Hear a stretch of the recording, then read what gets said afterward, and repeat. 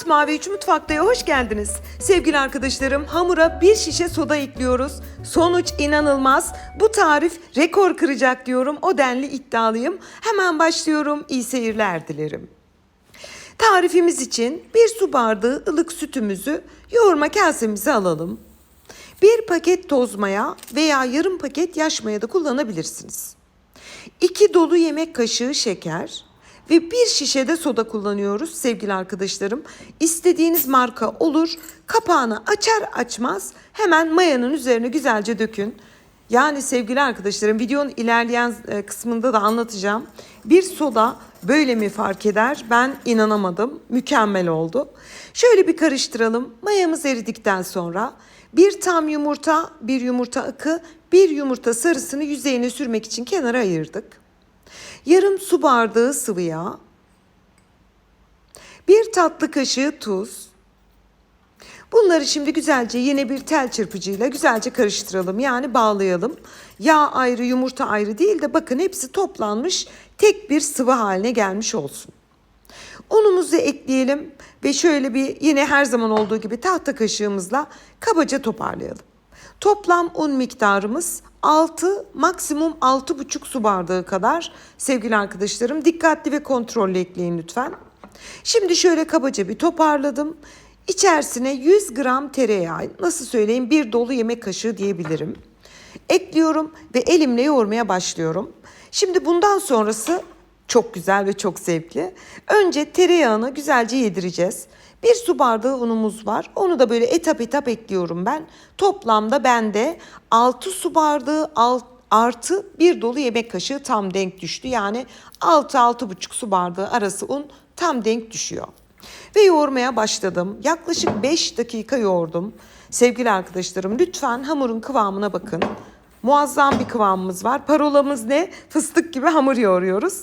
Gördüğünüz gibi orta yumuşaklıkta, böyle nasıl desem, elimin altında oradan oraya akabilen güzel kıvamı olan bir poğaça hamurunu yoğurduk. Şimdi kıyısını köşesini katlıyorum ve mayalanma kasesine ekliyorum. Ben bu defa sizin için hızlı çekim yaptım. Nasıl mayalandığını izlemeniz için ve şöyle keyifle izleyebilirsiniz. Toplamda 50 dakikalık bir çekimdi ama siz 6 saniyede izliyorsunuz. Böyle güzel kabardı sevgili arkadaşlarım. Bakar mısınız? Yani o baloncuklar inanılmaz güzel.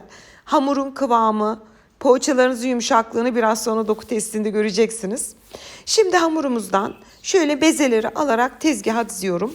Toplam 12 adetti yanlış hatırlamıyorsam beze aldım. Tabii ki siz daha küçük, daha da büyük yapabilirsiniz. Bunu tamamen size bırakıyorum. Bezelerimizin hepsini alıp tezgaha hazırladık. Poğaçalarımız için yaklaşık bir 125-130 gram beyaz peynir kullanacağız. Şimdi sevgili arkadaşlarım, beze yaparken alt kısma gelen kısmı üst tarafa getirerek hafif dokunuşlarla açalım.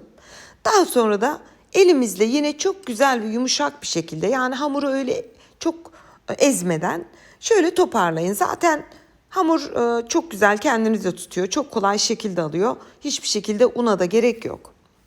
Bütün bezeleri o katlanmış olan beze yaptığımızın katlı tarafını yukarı bakacak şekilde birkaç dokunuşla açıyorum. Bir tatlı kaşığı içine peynir ekleyip bu şekilde de güzelce kapatıyorum.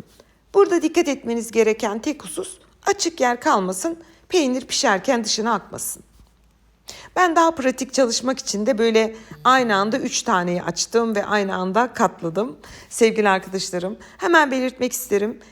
Tarifin bütün ölçüleri tamamen bir ön denemeyle yaptığım bir tarif.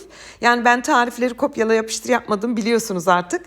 Bir ön deneme yaptım. Sonra bu ikinci denemede mükemmel oldu ve şimdi size sunuyorum. Çok mutluyum. Lütfen denediğinizde bana yorum olarak bildirin. Bütün poğaçaları aynı şekilde yaptım. Kapattım. Böyle hepsini aynı anda yapmak daha hızlı oluyor. Ve yağlı kağıt sermiş olduğum tepsiye diziyorum. Evet, toplamda 12'ymiş. Şimdi ben de saydım. 12 ama böyle büyük büyük, yani bir tanesi bir kişiyi doyurur diyebilirim. Şimdi poğaçalarımızın üzerine bir mutfak havlusuyla örtelim ve 30 dakika tepsi mayası için bekletelim. Videomuzun başında belirttiğim gibi bir tane yumurta sarısını ayırmıştık. Bir yemek kaşığı süt, çok az, yani bir tatlı kaşığı, yarım tatlı kaşığı kadar da pekmez ilave edip güzelce açalım.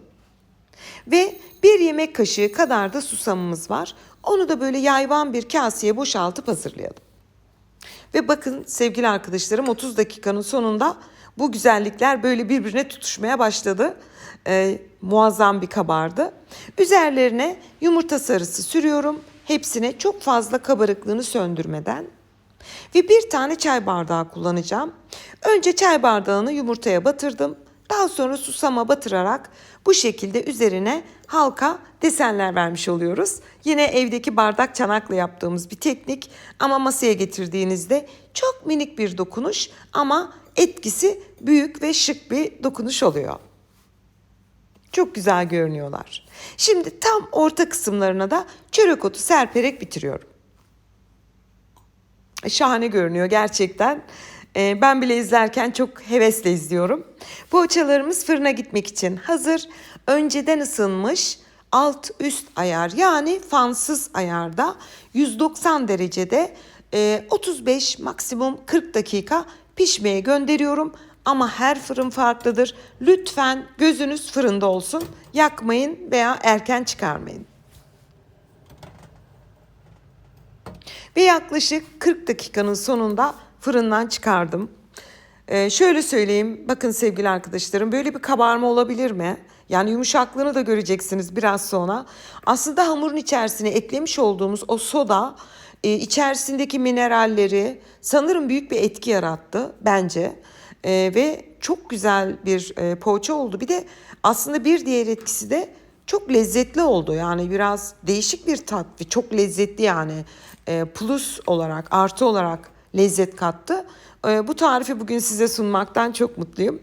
Hepsi yapıştığı için bakın sevgili arkadaşlarım, böyle açtığınızda bakın nasıl kendiliğinden tel tel açılıyor. Yani çok güzel görünüyor. Bütün poğaçaları bir tele aldım ve sunum için bahçeye çıkıyorum ve sunum için hazır. Sevgili arkadaşlarım, bugün size poğaça tarifi hazırladım. Çünkü en sevilen, artık çocukların beslenmesine poğaça yapıyoruz biliyorsunuz. Hafta sonu ben de kızlarıma öyle yapardım. Hafta sonu yapar paketlerdim. Hafta arası her gün bir tane poğaçayı çıkarıp paketleyerek verirdim. Aslında buradaki benim o zamanlar amacım, dürüst olmam gerekirse, tasarruf için değil, sağlıklı beslenmek içindi. Ama tabii ki hem tasarruflu hem sağlıklı hem lezzetli diyorum ve doku testine geçiyorum.